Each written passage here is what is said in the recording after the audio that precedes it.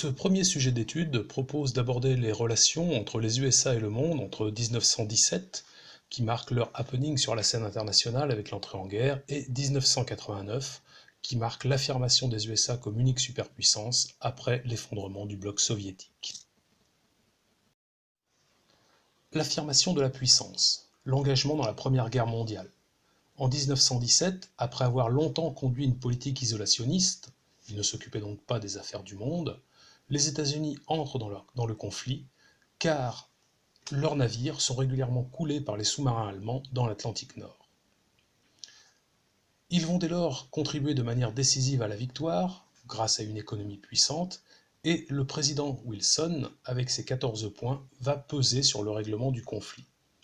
Il favorisera également la création de la SDN, la Société des Nations, à laquelle les États-Unis n'adhèrent pas, puisque dès 1920, ils retournent à l'isolationnisme. La Seconde Guerre mondiale marque le retour des États-Unis sur la scène internationale. Jusqu'à Pearl Harbor, ils mènent une politique neutre, mais soutiennent économiquement les Alliés. Après leur engagement, l'appui américain sera déterminant dans la victoire. Et de nouveau, ils joueront un rôle clé dans le règlement de la paix, lors de la conférence de Yalta, et avec la création de l'ONU. Après la Seconde Guerre mondiale, les USA sont une superpuissance. Ils détiennent les 2/3 de l'or mondial, représentent un quart des exportations et la moitié de la production industrielle mondiale. L'internationalisation de la puissance. Dès 1947, les États-Unis se retrouvent à la tête du monde libre. Ils sont la première puissance mondiale, le dollar est la monnaie principale et ils ont le monopole de l'arme nucléaire.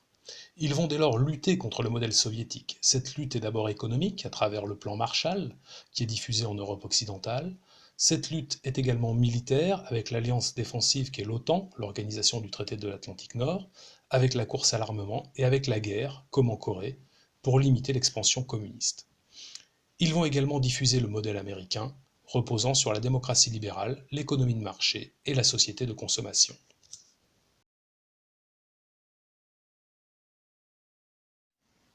Entre 1960 et 1980, les USA sont en difficulté contre les poussées communistes.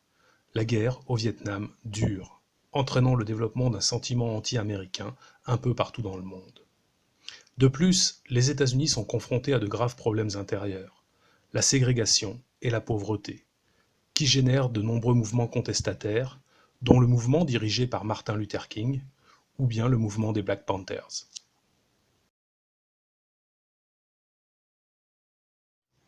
Entre 1980 et 1988, l'Amérique est de retour. Le président Reagan entend redonner aux USA son rôle de leader mondial. Il soutient les guérillas anticommunistes en Afghanistan, en Amérique latine, met sur pied un programme de guerre des étoiles et bénéficie de l'essor de la puissance technologique de la Silicon Valley autour d'Apple et de Microsoft.